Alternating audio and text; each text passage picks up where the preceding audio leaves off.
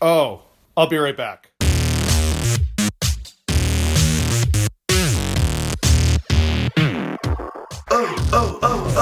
Yeah.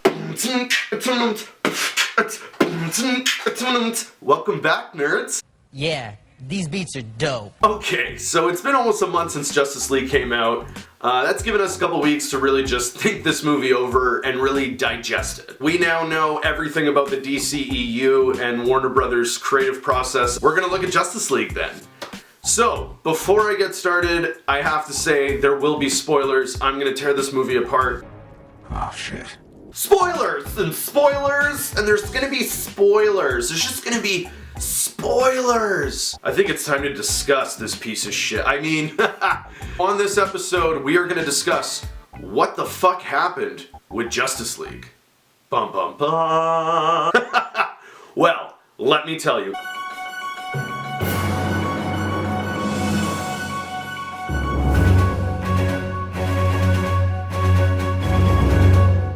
It's like a real newsroom. Look at that, hey? I got all the notes there, like a real newsroom. Okay. Oh, yeah? Yeah. Yeah, is that useful to you? Oh, you betcha, yeah. Man, I really hope there's clips available. I realize this movie is still in theaters. But we make it work. We always make it work. We're gonna make it work. We're still having fun. You guys understand. We have an amazing news team here. You know, they're all having sex with each other, but that's okay. That's how we get stuff done. You're mine now. You belong to me. You're not gonna have your mommies run behind you anymore and wipe your little tushes. No more complaining. No more Mr. Kimble have to go to the bathroom. Nothing. There is no bathroom. Let's start with the pros of the movie. Pros! Fuck, I hope it goes in my hand. Is it on my hand? First thing on the list, Batman. They have a really awesome opening scene with him in Gotham. Really, really dark. Right out of the Frank Miller comics. It was very cool. How many of you are there? Not enough. Next up is Miguel Gadot. Wonder Woman. Wonder Woman was awesome. She kicked serious ass again.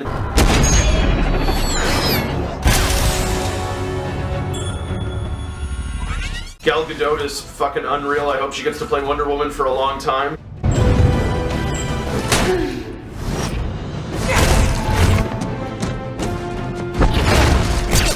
Another pro, Superman. Superman was really awesome in this movie. I would say that this is the best version of Superman in the whole DC universe. When he finally shows up and he's ready to kick ass, he does the very Superman thing. He starts saving civilians first, gets them all out of the way, then he takes down the bad guy. It was very much the heroic Superman. It was the real hero that people look up to and aren't afraid of. Oh, don't worry. We're going to talk about the mustache. That's... Enhance. Enhance. Okay, next up we have the backstory on Steppenwolf. Now, I'm not gonna lie, I had a really hard time taking Steppenwolf seriously, because whenever I hear the name Steppenwolf, this is what I think of. I like to dream, yes, right between the sound machine.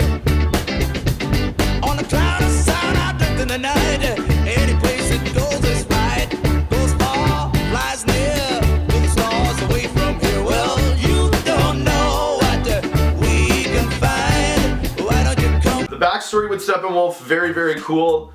It's probably one of the coolest scenes in the movie. It's a big battle scene that's like from long ago. It's got the Asmodeans, the Atlanteans, the Green Lanterns. You had the Green Lanterns in there kicking ass. Made me angry a little bit because it's like, oh, you threw in the Green Lanterns in there, you threw in Shazam, but yet they're not in Justice League. Weird. God damn it! Oh, god damn it! God damn it. God damn it. It was neat to finally get the team together. It was very cool to finally see the Justice League assemble. The fanboy in you is like, oh fuck yeah, like this is awesome. When they were fighting together, it all was really cool. They all seemed to work really well together. So, this scene. It was a very awesome scene. It just, again, to be thrown into a movie like this, it was really annoying, but when Superman comes back to life and he starts fighting the team, he starts fighting the Justice League, That was pretty cool. That was a cool scene. It was really cool to see him fight Wonder Woman. Like, he fucked everybody up. Which showed you how fast Superman really is. Like, at one point, he's holding everybody, and then the Flash is doing his thing, is running. It's going in slow-mo, and it shows Superman's, like, eye looking back, and then he eventually starts fighting Flash. So that was really cool. It's definitely a scene that I'll love rewatching.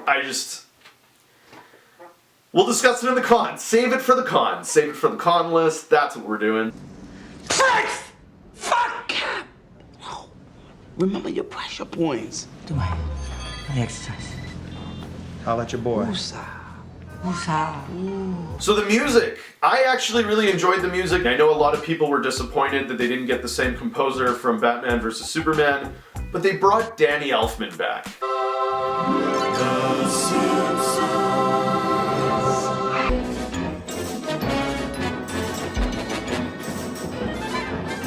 And he did the original Batman theme song in Tim Burton's Batman.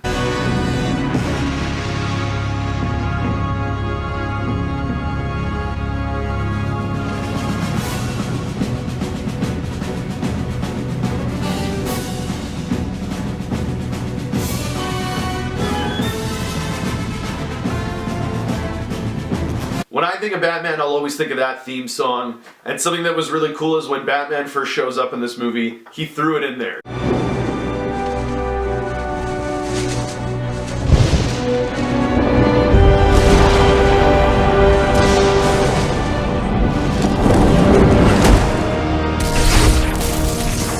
And he did it for Superman as well. Whenever I think of Superman, I think of this.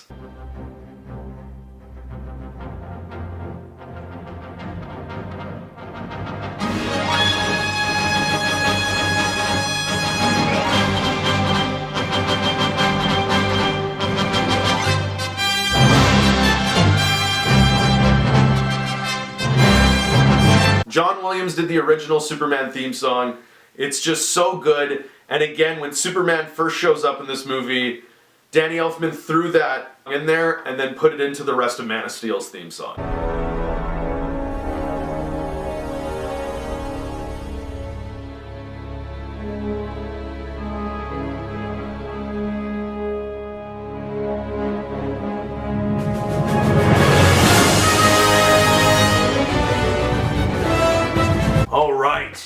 Now we are moving on to the cons.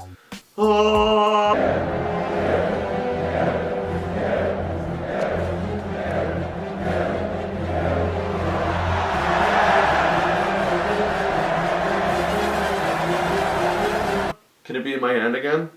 Can we get someone to put the goddamn title on my hand? Come on, guys. Come on. So unfortunately, there's a lot more cons than there are pros, so let's just get into it. Within the sound of silence. Or at least partly have spoken. Ben? I agree. The opening shot of this movie is a fucking CGI Superman because of the mustache, and it's so noticeable, and it's so creepy.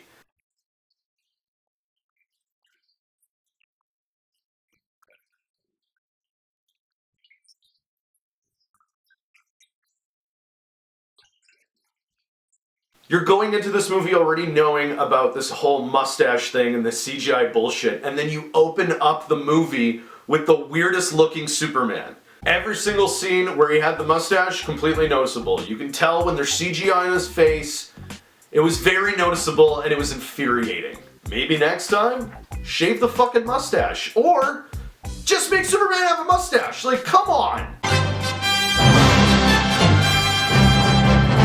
So you could really tell that the final product of this movie was the work of two different directors and two different styles. From the way the movie starts to the way it ends, it's very annoying. You're not you. Who are you if I'm not me? I'm you. I'm not me. Are you me or am I you? You're me.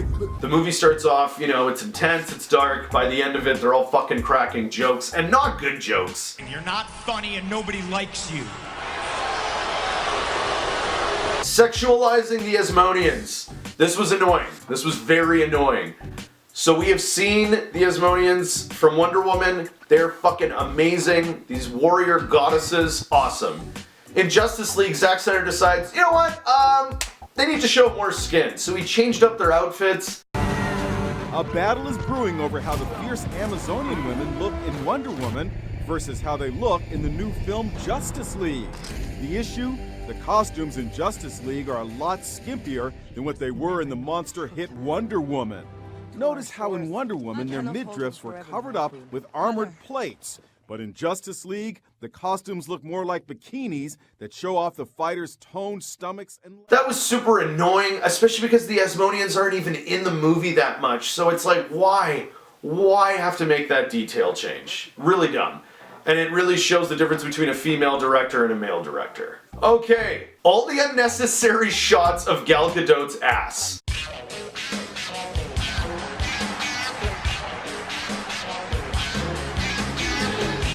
We get it. Gal Gadot is beautiful. Wonder Woman, beautiful. What's going on? It gives girls chills, it gives guys chills, we get it. Hello, Karen. Natalie, what a surprise. You've got no clothes on, you're on the phone. I'm gonna go. To be continued. Seriously, you're gonna put the camera underneath her skirt, you're gonna put it, like, there were so many times in this movie where she's doing something and they could have positioned the camera somewhere else, but you can tell that they left it there because it's like, ass shot. Ass shot, at one point she's hanging on something and they put the camera from underneath. Come on! The worst one is when she's like, not even in her Wonder Woman gear, she's in her like street clothes, she's wearing tight leather pants. I mean, why not? You're a beautiful woman, rock it. But at one point, like Bruce Wayne and the Flash are getting off of a plane and they decide to put the camera angle, instead of over the shoulder, they put it so that Gal Gadot's ass is right here, and then you see the ramp like this and Batman and Flash are walking down. Find the cyborg? We spoke. Unnecessary. Like, how come they're not doing that with Henry Cavill and Batman? They don't show like a huge bulge in their fucking costumes, or just show their dick in their pants. If what? That's just like a male director being like, ooh, yeah, and her butt's there, yeah, saw.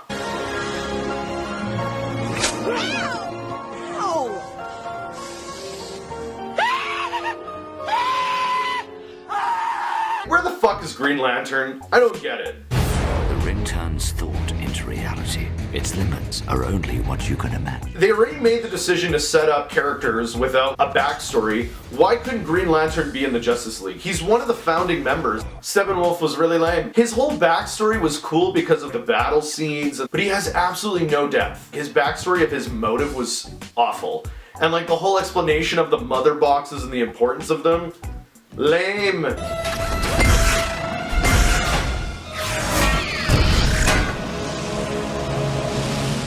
Primitive beings. I just didn't care about it. I really didn't care. Shut up! Oh my god, I don't care! Cyborg really annoyed me. He had the potential to be a very cool character, but the most annoying thing is he's a fucking supercomputer. He has unlimited reaches of information and power and accessibility.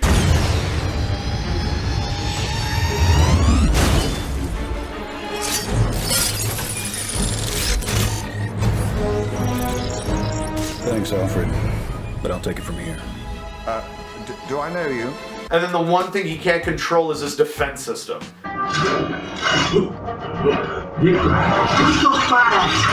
Droga! O que tá fazendo? Victor! É o sistema de defesa da armadura. Está mais forte desde a interface, não dá pra controlar. Victor, não! Victor, não dá! Segura ele!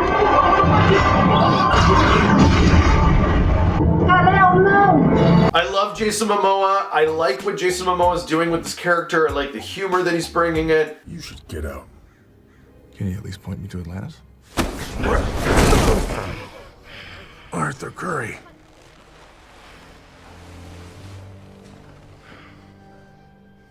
Aquaman didn't really do anything in this movie, other than like one cool scene in Atlantis. We're asking people we don't know to risk their lives. Strong man is strongest alone. That was really cool. What are we under right now? He didn't do much. Like, there's one scene where they're like in a tunnel and a missile blows up and it's gonna get flooded and they don't have time to get away. And of course Aquaman shows up and he's like, I will hold off the water, get into your ship.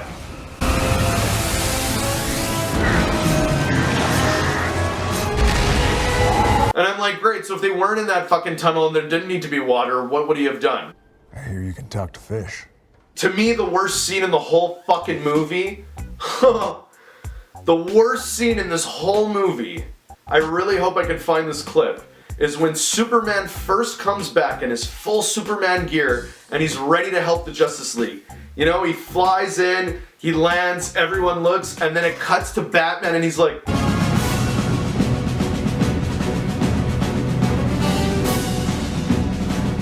oh my god, friend! Batman would have been pumped that Superman showed up, but it would have been like inside, he's Batman, he's all dark and shit, you know, he keeps things to himself. Didn't your parents die? Don't bring it up! I was a boy! Now I'm a bat! Superman's here, guys! Superman's here! We're gonna be fine! We're gonna be fine! Guys, look! Superman's here! Look! So Justice League actually had the worst and lowest performing weekend out of any movie that's been released in the DC Extended Universe so far. To no surprise, with the poor debut of Justice League, Warner Brothers has officially announced they are restructuring the DC Extended Universe. So who knows what the fuck that means. In final review, I give it 3 CGI mustaches out of 5. I think if they gave everyone mustaches in the movie, it would have worked a lot better. That's a fake mustache. No, it's not. Yes, it is. No, it's not. Alright, so that's it for this episode. Make sure to subscribe here. You just click down there. Like, share, comment. I'm really excited the next video is going to be our Christmas special. Oh yeah, it's going to be a lot of fun. Jingle And we got a lot of things left in 2017, so let's fucking party. Why do you want to listen to the TV with the stereo on? Because I like to party. An important thing I wanted to mention about the next episode, so when you guys go to watch it, there's gonna be... You got a stupid S on your chest, in case we could forget who you are. It's my people's symbol for hope. Hope starts with an H, stupid. Okay, stop. Face it, you're late. You're wearing eye makeup. Fuck you! I didn't just inherit my abilities from a different fucking atmosphere. This air makes me strong. You fucking nerd with your nerd hair. Batman, Superman, I saw the bat signal. What's going on? Commissioner Gordon, Batman and I were discussing a partnership. Wait, but why? That's what I said.